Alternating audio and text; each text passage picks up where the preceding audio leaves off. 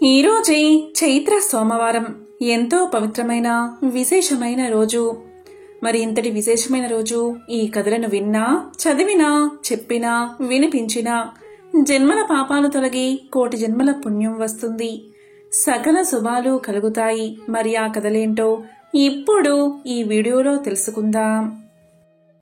పూర్వం దేవగిరి అని పర్వతరాజ సమీపంలో భరద్వాజ గోత్రికుడు, వేద శాస్త్ర పారంగతుడు, నిత్యాగ్నిహోత్రి, బ్రహ్మవేత్త, శివర్చనాశీలుడు అయిన సుదర్శనుడు అనే బ్రాహ్మణుడు ఉండేవాడు. అతని భార్య పేరు సుదేహ. ఆమె కూడా శివభక్తి తత్పరురాలు, సుగుణాల రాశి. వారికి ఎంతకాలం గడిచినా సంతానం కలగలేదు. స్త్రీ సహజమైన మాతృ ప్రేమ చేత సంతానం కోసం పరితపిస్తూ ఉండేది సుదేహ. వేదాంతి అయిన భర్త ఇలా పలికాడు: ఓసి వెరిదానా, ఎవరికెవరు లోకంలో పిల్లలగల వారి పాట్లు చూస్తున్నాం కదా. పుత్రుడి వల్లనే ఉత్తమగతులు కలుగుతాయి అనేది కల్లా. మనం చేసుకున్న కర్మలే ఇహంలో సుఖదుఖాలకు, పరంలో ఉత్తమ లోకాలకు కారణం అవుతాయి. మానవ సంబంధాలు రుణానుబంధాలే కాని ఇతరమేమీ కావు. 9 పుత్రులను కన్న గాంధారి ధృతరాష్ట్రులు చివరకు పరాధీనులై భీముని మర్మగాత వచనాలను సహించలేక అడవిలికి పోయి అక్కడ దావానలంలో చిక్కుకుని మరణించారు. దశరథ మహారాజు అంత్యకాల ఘట్టం నీవు విన్నావు కదా. సంతానం లేక పరితపించి పుత్ర కామేష్టి చేసి 9 కొడుకులను కని అంత్యకాలంలో చెంత ఒక్క కొడుకు కూడా లేకపోవడంతో బెంగతో మరణించాడు. పాండవులకు సంతానం కలిగిన వారు అశ్వత్థామ చేతిలో హతులు కాగా చివరకు వారికి పుత్ర శోకమే మిగిలింది. శ్రీకృష్ణుడి అనుగ్రహంచే ఒక్క నలుసు మిగిలాడు. మూలాల్లోకి వెళ్లి తరచి చూస్తే మానవ జీవితం ఇసుక పునాది మీద కట్టిన ఇల్లు వంటిది. ఎప్పుడు కూలుతుందో ఎవరికీ తెలియదు. నీవు కూడా విద్యావంతురాలివే కదా. రామాయణం మొత్తానికి శ్రీరామచంద్రుడు, భారతం మొత్తానికి భీష్ముడు తప్ప తల్లిదండ్రుల యందు భక్తి ప్రపత్తులు చూపిన తనయులు ఉన్నారంటావా చెప్పు.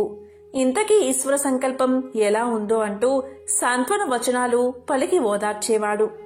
ఆ దంపతులు సంతానం కొరకు చేసిన ప్రయత్నాలన్నీ వ్యర్థం కాగా ఒక రోజున సుదేహ ముఖ్యంగా పుత్ర సంతాన కాంక్షను అతిక్రమించలేక భర్తను ద్వితీయ వివాహానికి ప్రోత్సహించింది.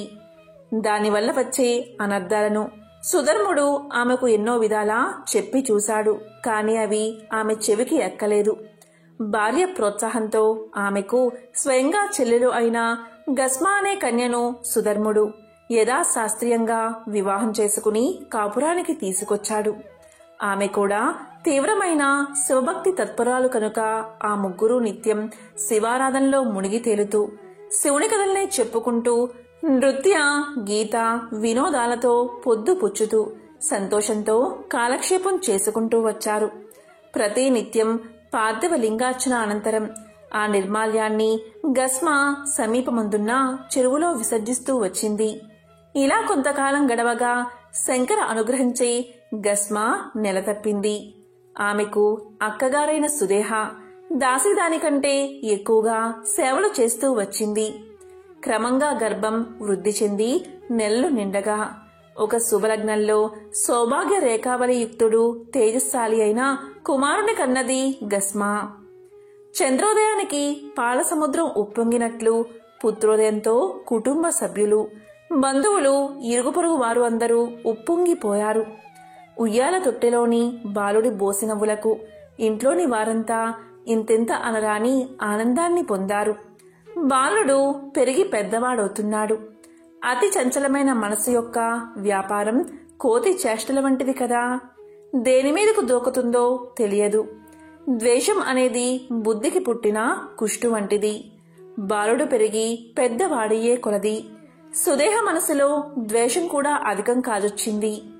అంతవరకు శీతల ప్రసన్నంగా ఉన్న ఆమె హృదయం ద్వేషాగ్ని జ్వాలలతో కొలిమి తిత్తిలా మండొచ్చింది. కాలం గడుస్తుంది. కుమారుడికి యుక్త వయసు వచ్చింది. అనుకూలవతి అయిన కన్యతో వివాహాన్ని జరిపించారు. నూతన వధూవరులు సుదేహను అన్ని విధాలా అత్తగారి వల్లే ఆదరిస్తూ వచ్చారు. అయినా ఆమె ద్వేషం చల్లారలేదు. అంతఃకరణ మాలిన్యం తొలగలేదు. దుష్టులైన వారికి కార్యాకార్య విచారణ, ఉచితానుచిత వివేకం ఉండవు కదా. మానవుల్లో కూడా తామస గుణాధిక్యత కలిగి జీవించే మనుషులు సత్వగుణాధిక్యత గల తాపసులను బాధించి తాము ఆనందాన్ని పొందుతారు. సుదేహ మనసులో ద్వేషం రోజురోజుకు అధికం కాజొచ్చింది. అణుచుకోలేకపోయింది. వివేకాన్ని కోల్పోయింది. నేత్రరోగి సూర్యకాంతిని చూసి ఓర్వలేనట్టు రతి మన్మధుల వలె ఉన్న ఆ నూతన దంపతులను చూసి కళ్ళల్లో నిప్పులు పోసుకుంది. ముఖ్యంగా సుబ్రహ్మణ్య స్వామిలా ఉన్న గస్మ కుమారుణ్ణి కడతేరిస్తే తప్ప తనకు మనశ్శాంతి ఉండదని నిశ్చయించుకుని ఒక నిశీదిలో మాయోపాయంచే కడతేర్చి శవాన్ని చెరువులో పారవేసి ఏమీ ఎరగని దానివలే ఇంటికి వచ్చి పడుకుంది.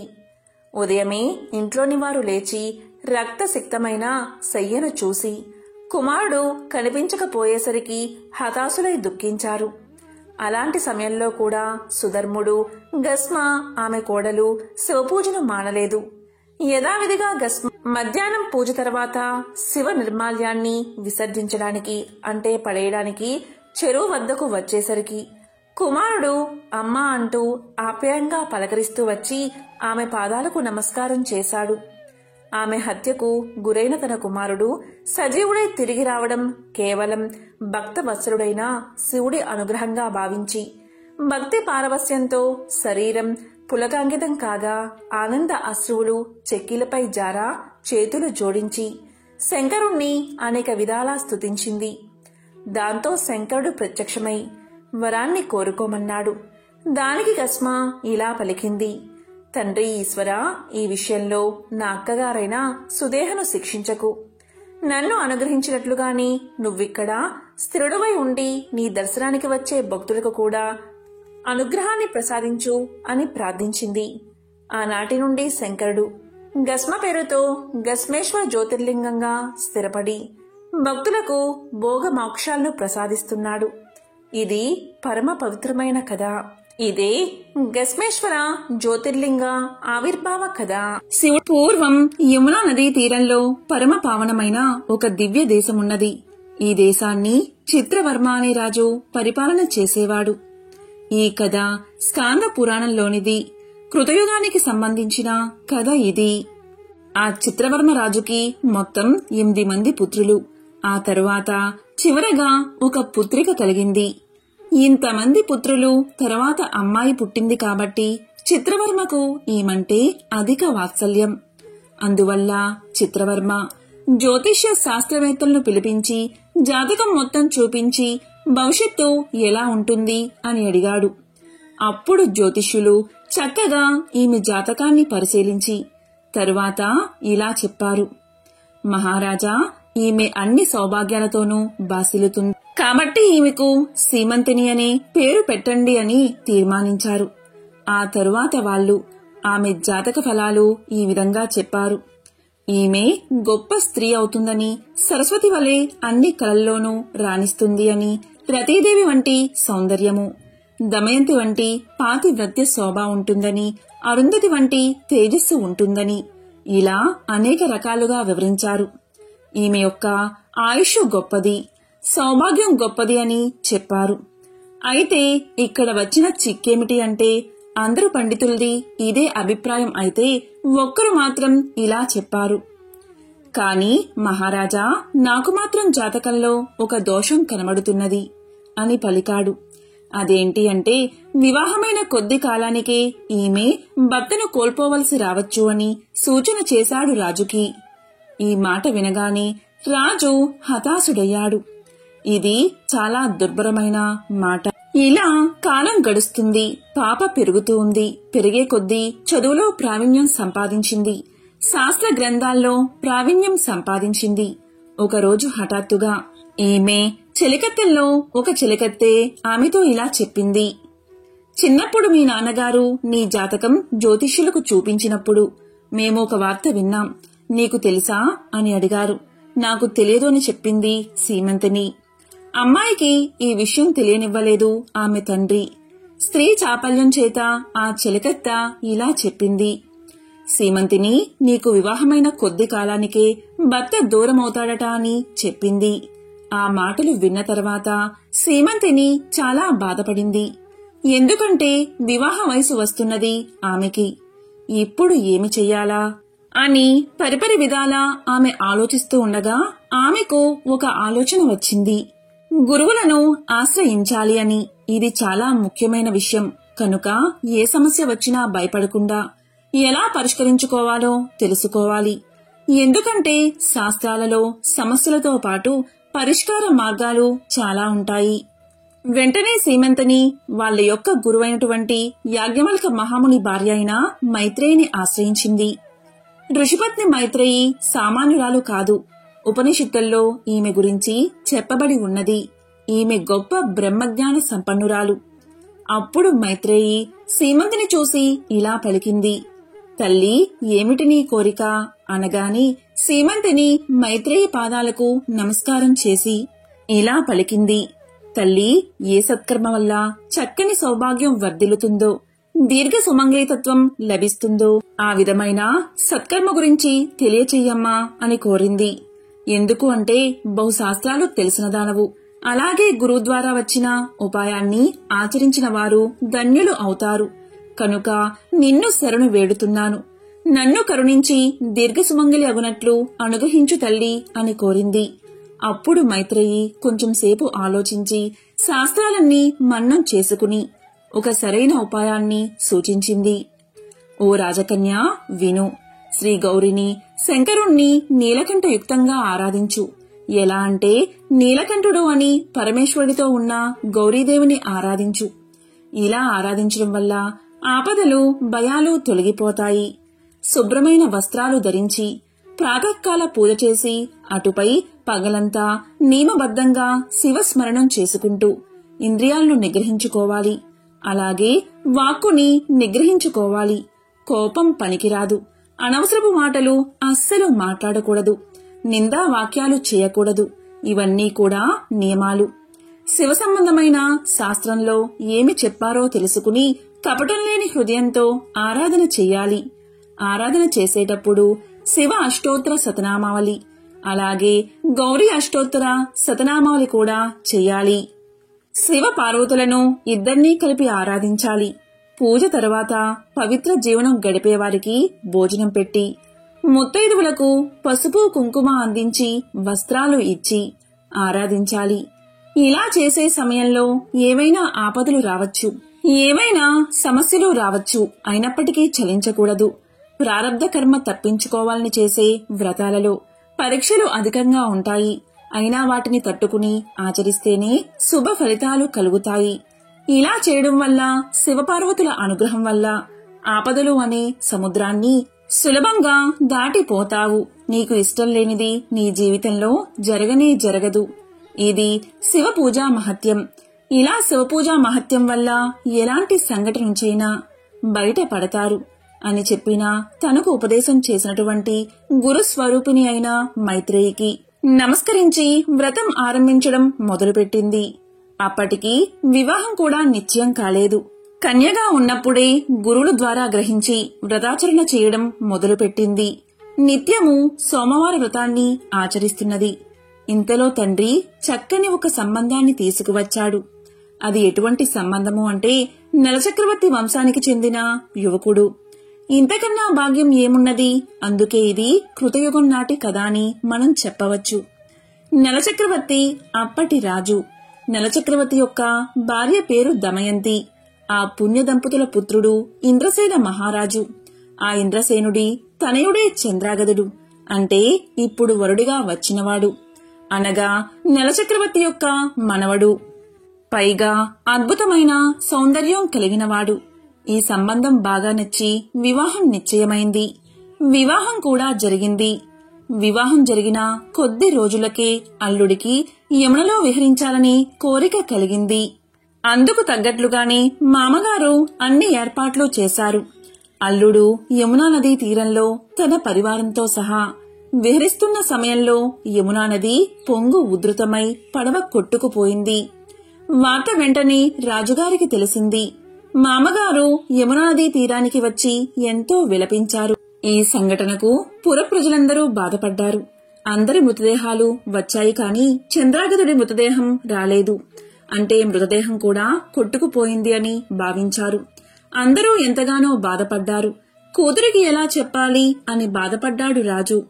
మృతదేహం దొరకలేదు కాబట్టి చనిపోయాడు అని నిర్ధారణ చెయ్యలేము. మరణించారు అనడానికి సంపూర్ణ ఆధారాలు కనిపిస్తున్నాయి. ఈ మాట రాజు చెప్పలేక చెప్పినప్పటికీ గురువాక్యం మీద సంపూర్ణ విశ్వాసంతో శివారాధన కొనసాగిస్తూ భక్తి శ్రద్ధలతో ఉన్నది సీమంతిని. వార్త తెలిసిన ఇంద్రసేన మహారాజు దుఃఖంలో మునిగిపోయాడు. అందువల్ల రాజకార్యాలు కూడా విస్మరించాడు. ఇదే అదనుగా అతని దాయాదులు అతన్ని బంధించి చెరసాల పాలు చేశారు. రాజ్యాన్ని కైవసం చేసుకున్నారు. ఏమాత్రం చెక్కు చెదరకుండా శివారాధన చేస్తుంది సీమంతిని. అలా 3 సంవత్సరాలు గడిచిపోయాయి. యమునా నదిలో మునిగిపోయిన చంద్రాగదుడు చిత్రంగా ఆ నది యొక్క లోతుల్లోకి వెళ్లిపోతూ ఉండగా కొందరు నాగకన్యలు చూసి పట్టుకున్నారు. వాళ్లకి ఇతడి దివ్యమైన తేజస్సు చూసి ఏమనిపించిందో కాని నాగలోకానికి తీసుకువెళ్లి ఉచితమైన ఉపచారాలు చేసి విశ్రాంతి ఇవ్వగా అక్కడికి నాగరాజ్యాన్ని పాలించే తక్షకుడు వచ్చాడు. అతడు వచ్చి అతని చరిత్రంతా తెలుసుకుని, నువ్వు ఈ విధంగా క్షేమంగా ఇక్కడికి రావడం అన్నది నీ యొక్క సౌభాగ్యం. ఇందులో ఏమాత్రం సందేహం లేదు. నీవు బయటపడ్డావు అంటే నీకు దైవానుగ్రహం ఉంది. నువ్వు ఏ దేవతను ఆరాధిస్తావో చెప్పు అని అడిగాడు. అప్పుడు తన ఇష్ట దైవాన్ని తలుచుకుని చంద్రాగదుడు ఇలా చెప్పాడు. ప్రపంచానికి దేవతలు కూడా ఎవరైతే దేవుడో, ఎవరు ఈశ్వరుడో ఆ సర్వేశ్వరుడే, ఆ సాంబశివుడే నాకు ఇష్టమైన దైవము అని చెప్పాడు. అందుకు తక్షకుడు సంతోషించి, భక్తులను పూజించడం శివుణ్ణి పూజించడంతో సమానం. మా ఆతిథ్యాన్ని స్వీకరించి ఇక్కడే ఉండిపో అని చెప్పాడు. దానికి చంద్రాగదుడు ఇలా పలికాడు. ఎన్ని ఉన్నప్పటికీ నాకు ఈ దేశం వేరే దేశమే. నా దేశానికి వెళ్లే ఏర్పాట్లు చెయ్యండి అని ప్రార్థించాడు. అప్పుడు తక్షకుడు అన్ని ఏర్పాట్లు చేసి తన పరివారము అలాగే ఒక గుర్రాన్ని చంద్రాగదుడికి ఇచ్చాడు. ఆ గుర్రం ఎక్కడికి కావాలంటే అక్కడికి తీసుకువెళ్తుంది. చంద్రాగదుడు అన్నీ స్వీకరించి తన దేశానికి బయలుదేరాడు. తిరిగి వచ్చిన భర్తను చూసి ఆనందించింది సీమంతిని. అది కూడా ఎలా అంటే ఆ రోజు సోమవార వ్రతాన్ని చేసి శివుడి యొక్క పార్థివ లింగాన్ని యమునా నదిలో కలపడానికి వెళ్తూ ఉండగా గుర్రం మీద వస్తూ కనబడ్డాడు ఆమె భర్త. శివపూజ మహిమ వల్ల తిరిగి తన భర్తను పొందింది సీమంతిని. అప్పుడు ఇంద్రసేన మహారాజుని బంధించిన శత్రువులను ఓడించి తిరిగి తండ్రికి చెరసాల నుంచి విముక్తి కలిగించాడు చంద్రాగదుడు. విజయాన్ని కైవసం చేసుకున్నాడు. ఈ సోమవార వ్రతాన్ని నిష్ఠగా ఆచరించి ఎంతో మంది కష్టాల నుంచి దూరమయ్యారు. కాబట్టి మీరు కూడా సోమవార వ్రతాన్ని ఆచరించి ధన్యులు కండి. ఈ వ్రతాన్ని ఏ జాతి వారైనా స్త్రీ పురుషులు ఎవరైనా నిరభ్యంతరంగా చేసుకోవచ్చు. ఆ రోజంతా ఉపవాసముండి నదీ స్నానం చేసి శక్తి కొలది దాన ధర్మాలు చేసి శివుడికి బిల్వ పత్రాలతో పూజ చేసి సాయంత్రం నక్షత్ర దర్శనం తర్వాత అల్పాహారం తీసుకోవాలి. ఈ విధంగా నిష్ఠగా ఉంటూ ఆ రాత్రి జాగారం చేసి జాగరణ సమయంలో శివ పురాణ పఠనం చేయాలి. మర్నాడు ఉదయం నదీ స్నానం చేసి నువ్వులు దానం చేసి పేదలకు అన్నదానం చెయ్యాలి. అలా చెయ్యలేని వారు 3 బ్రాహ్మణులకు భోజనం పెట్టి ఆ తర్వాత గృహస్థుడు భోజనం చెయ్యాలి. ఈ వ్రతం కేవలం భక్తితో మాత్రమే ముడిపడి ఉంటుంది. పూర్వం గౌతమ మహర్షి తన భార్య అయిన అహల్యతో పాటు దక్షిణ దిక్కున గల బ్రహ్మగిరి ప్రాంతంలో తపస్సు చేసుకుంటూ ఆశ్రమ జీవితాన్ని గడుపుతూ ఉండేవాడు. ఎంతటి వారికైనా కాలం ఒక్కరీతిగా వెళ్లదు కదా. సుఖదుఖాలు కాలంలోనే సంప్రాప్తమవుతాయి. ఒకప్పుడు ఆ ప్రాంతంలో భయంకరమైన అనావృష్టి పరిస్థితులు నెలకొన్నాయి. ప్రాణాధారమైన నీరు, ఆహారం లభించని కారణంగా మనుష్యులు, పశువులు, పక్షులు, ఇతర ప్రాణికోట్లు వలసలు వెళ్లిపోయాయి. కొన్ని ఆశువులు విడిచాయి. అలాంటి సమయంలో మిగతా మహర్షులందరూ పరమ తపోనిధి అయిన గౌతముణ్ణి సమీపించి ఇలా పలికారు. ఓ కృపానిధి, పరమ దయాలు, శివభక్తాగ్రణ్య, తపోజ్ఞాననిధి, నీ తప ప్రభావంచే వర్షాన్ని కురిపించి సకల ప్రాణికోట్ల ప్రాణాలను కాపాడండి. భూతదయను మించిన ధర్మం లేదు కదా, ఈ విషయంలో మేము అసక్తులము అని ప్రార్థించారు.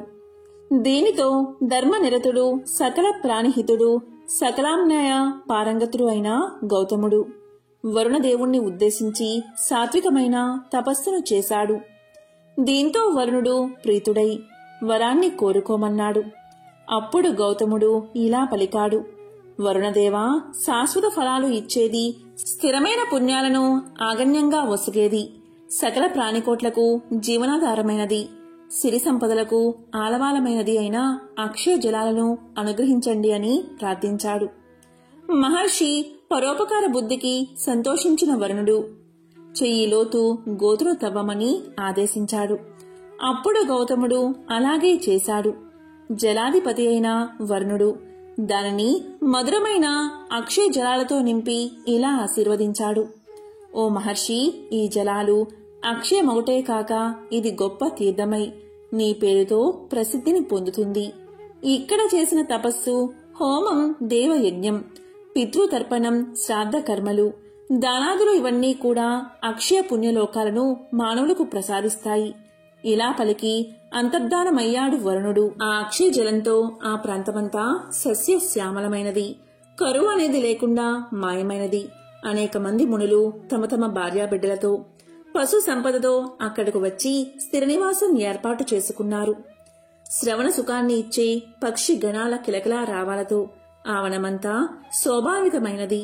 పాడి పంటలతో, సిరి సంపదలతో తులతూగుతూ ఉంది. గౌతమముని ప్రభావంతో ఆ ప్రాంతమంతా ఆనందం వెల్లివిరిసింది. క్రమంగా గౌతమ మహర్షి ఆశ్రమ ప్రాంతం 4 వైపులా విస్తరించింది. అనేక మంది శిష్యులు వచ్చి చేరారు. అది ఒక పెద్ద గురుకులమైనది. ఆయన పేరు ప్రఖ్యాతులు శరత్కాల కౌముది వలె వ్యాపించాయి. ఇలా ఉండగా ఆ వనంలోని ఇతర మునులకు, ముని పత్నులకు అహల్య గౌతములయందు ఈర్ష్య అసూయలు వాళ్లలో కలిగాయి. ఎంతటి వారైనా అర్షద్వర్గాలను జయించలేరు, ఈర్ష్య అసూయలను అణుచుకోలేరు. వారందరూ అహల్య గౌతములను అక్కడి నుంచి పంపించేయాలి అనే విషయంలో ఏకాభిప్రాయానికి వచ్చారు. వారు తమ తపశక్తిచే బక్కచిక్కిన ఒక మాయాగోవును సృష్టించి గౌతముని ఆశ్రమంలోనికి తోలారు. ఆ ఆవు గౌతముని పంట పొలంలో పడి మేస్తూ ఉండగా గౌతముడు చూచి ఎండుగడ్డి పరకలతో దాన్ని అదిలించాడు. గడ్డిపోచు తగలగాని ఆ మాయాగోవు మరణించింది. వెంటనే అదే అదునుగా మునుపత్నులు అహల్య గౌతములను చుట్టుముట్టి, ఓ గౌతమా, నువ్వు గోహత్య చేశావు. అంతకంటే మహాపాతకం మరొకటి లేదు. నీ ముఖం కూడా చూడరాదు. నీ ముఖదర్శన మాత్రం చేతనే మాకు పాపాలు అంటుకుంటాయి. నువ్విక్కడ ఉంటే మా కర్మకండ అంతా వ్యర్థమే. అవి ఫలాలను ఇవ్వవు. ఇంద్రాది దేవతలు మా హవిస్సులను స్వీకరిస్తారనేది పైన కల్లా. ఇక నీవు నీ కుటుంబంతో శిష్యులతో కలిసి కాశీ నగరానికి వెళ్ళిపో. అక్కడ నిత్యుడు, శాశ్వతుడు అయిన విశ్వేశ్వరుడు ఉన్నాడు. సకల కల్మషహరణి అయిన గంగ ఉంది.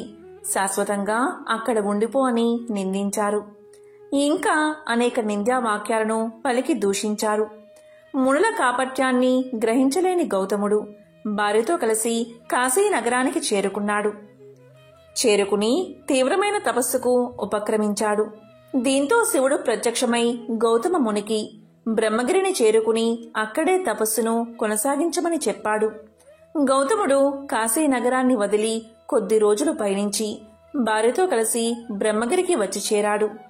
వచ్చి ఆ పర్వతానికి 101 సార్లు ప్రదక్షిణం చేసి గౌతమీ తీర్థం చెంత కూర్చుని మట్టితో పార్థివ లింగాన్ని నిర్మించి ప్రతిష్ఠ చేసి యథావిధిగా అర్చించడం మొదలుపెట్టాడు. ఆయన భార్యా శిష్యులు కూడా ఆయనకు తోడుగా నిలిచారు. ఆయన సద్బుద్ధికి మెచ్చిన శంకరుడు పార్వతితో ప్రమద గణాలతో కూడి ప్రత్యక్షమై ఇలా పలికాడు: ఓ గౌతమముని, పరోపకార పరాయణుడవైన నీవు ధన్యుడివి, కృతార్థుడివి, సర్వకాలాల్లోని పాపరహితుడివి. మీ దంపతుల నామస్మరణ మాత్రం చేతనే మానవులు పాప విముక్తులు అవుతారు. అట్టిచో మీకు పాపం ఎక్కడిది? నీ తపశక్తిని చూసి సహించలేని కొందరు కృతజ్ఞులు ఈ నీచపు పనికి సిద్ధపడి మాయా గోవును సృష్టించి అభిచార క్రియచే దాన్ని వారే చంపి ఆ హత్యా నేరాన్ని నీ మీద మోపి నిన్ను బహిష్కరించారు. ఏ దుర్మార్గులైతే నీకు ఆపదను కలిగించారో వారే పాపాత్ములు, దురాచారులు, కృతజ్ఞులు అవుతారు. గోహత్య మహాపాపం వారిని చుట్టుకుంటుంది. వారికి ఎక్కడైనా నిష్కృతి లేదు. ఈ పాప కార్యానికి ఒడిగట్టిన వారు 5. మిగిలిన వారు మాయలో పడ్డారు. నీకు ఏం వరం కావాలో కోరుకో అన్నాడు శంకరుడు. గోహత్యా పాపంతో కుమిలిపోతున్న గౌతముడు అందరములో వింటూ ఉండగా మహాదేవుడు పలికిన ప్రేమ దయార్థ వచనాలకు సంతోషించి ఇలా ప్రార్థించాడు. ఓ మహేశ్వరా, ఆ 5 మునులు నాకు మహా ఉపకారం చేశారు. వారలా చేసి ఉండకపోతే నీ దర్శనం నాకు లభించి ఉండేది కాదు కదా. నాకింత మహద్భాగ్యాన్ని కలిగించిన వారు ధన్యులు. నీ శిరస్సు మీది గంగను ఇక్కడ విడిచి లోకోపకారం చెయ్యి.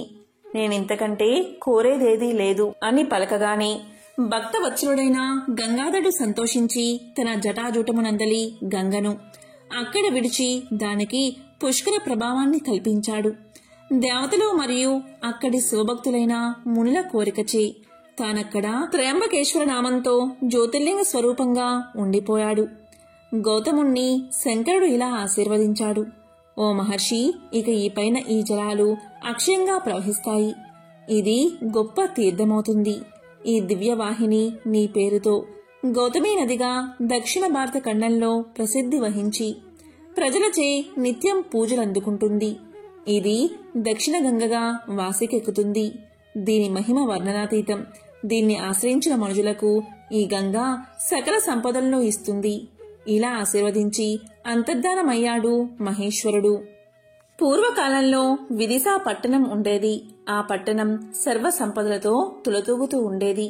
ఆ పట్టణంలోని వారందరూ విద్యావంతులే. ఆ పట్టణంలోని ప్రజలంతా ఆనందంగా జీవిస్తూ ఉండేవారు. ఆ పట్టణంలో ఒకరోజు ఒక బాలుడు మరణించాడు. అతను తల్లిదండ్రులకు ఏకైక పుత్రుడు. ఎంతో అందంగా ఉండేవాడు. ఆ పిల్లవాడి మరణం వల్ల తల్లిదండ్రులు ఎంతో రోదిస్తున్నారు. వారి బాధ చుట్టుపక్కల వారు చూడలేక ఎంతో దుఃఖిస్తున్నారు.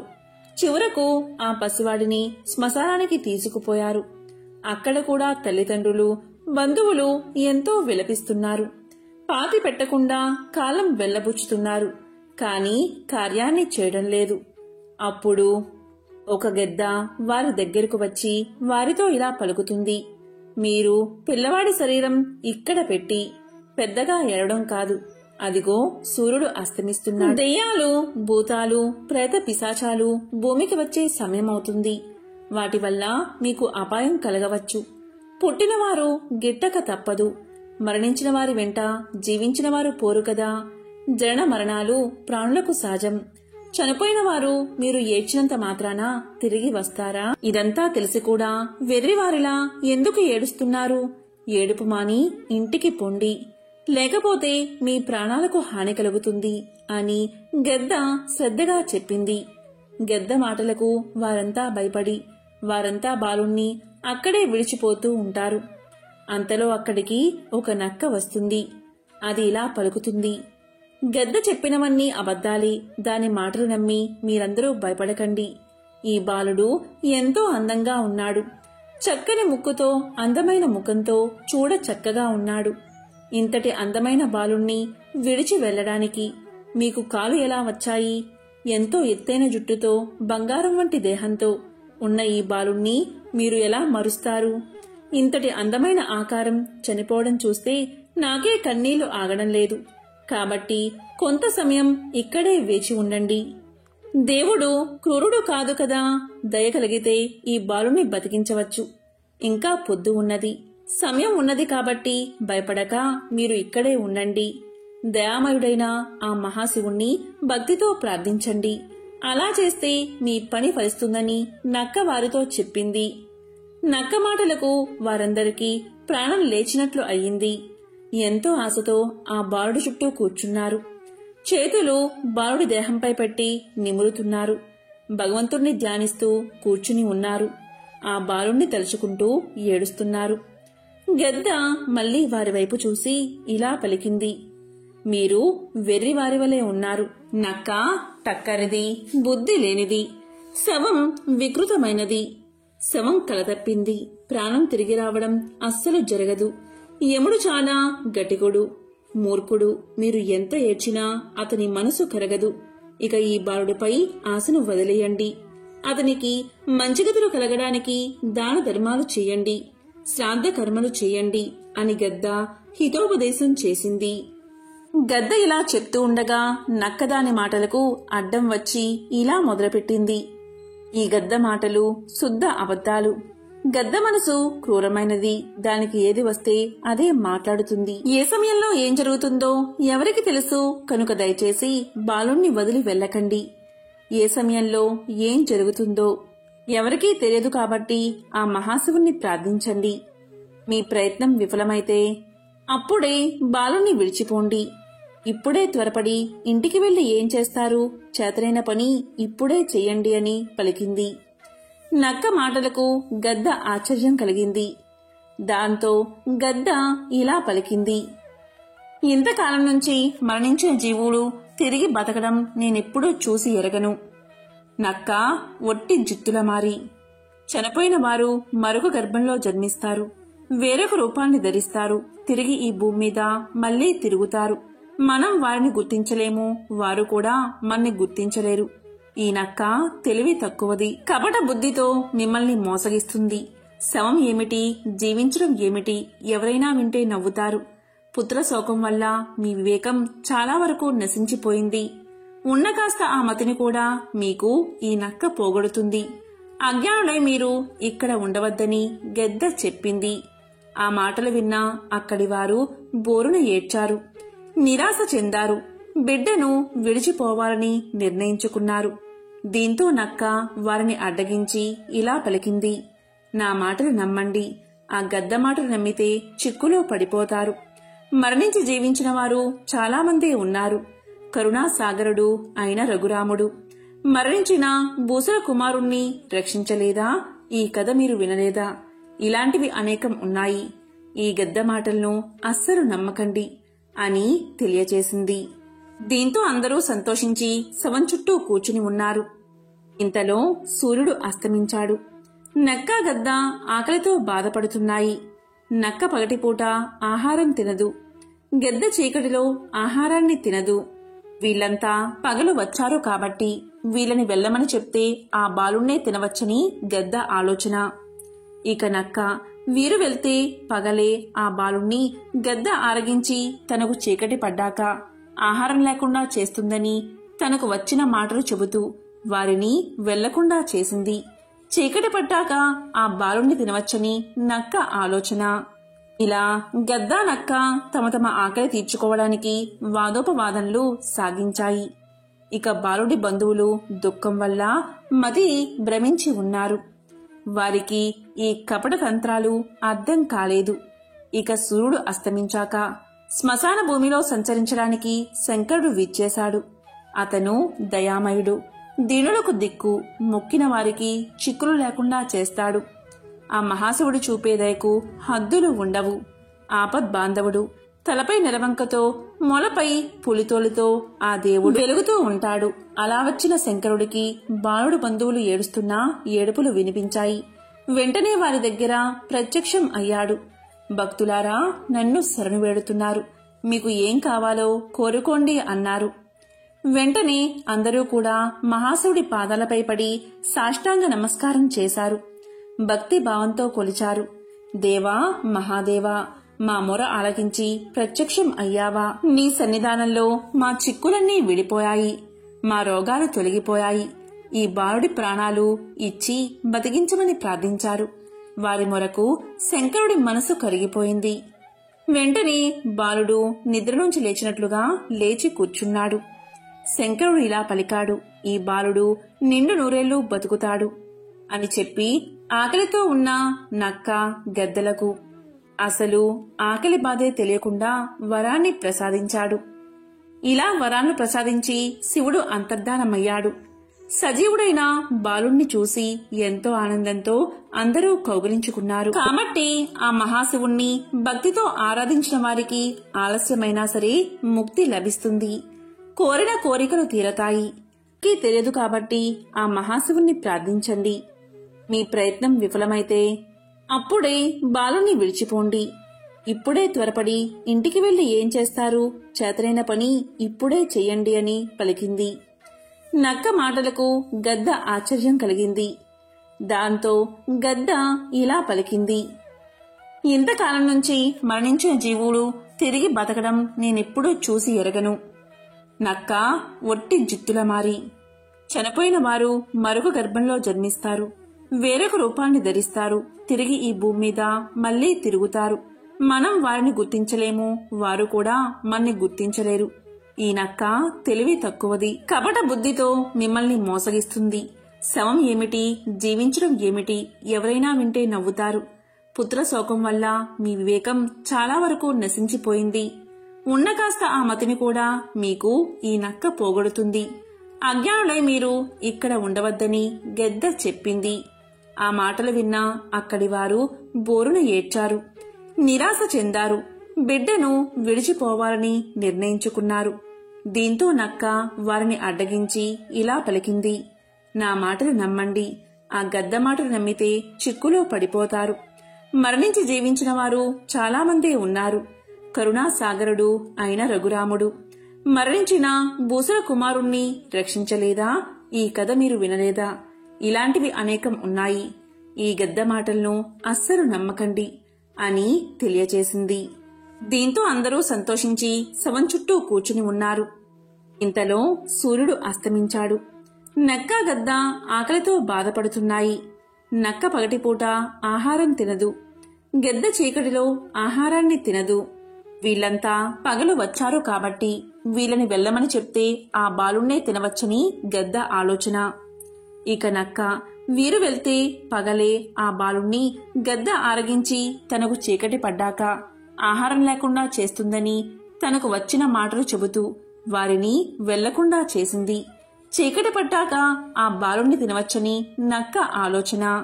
ఇలా గద్ద నక్క తమ తమ ఆకలి తీర్చుకోవడానికి వాదోపవాదనలు సాగించాయి. ఇక బాలుడి బంధువులు దుఃఖం వల్ల మది భ్రమించి ఉన్నారు.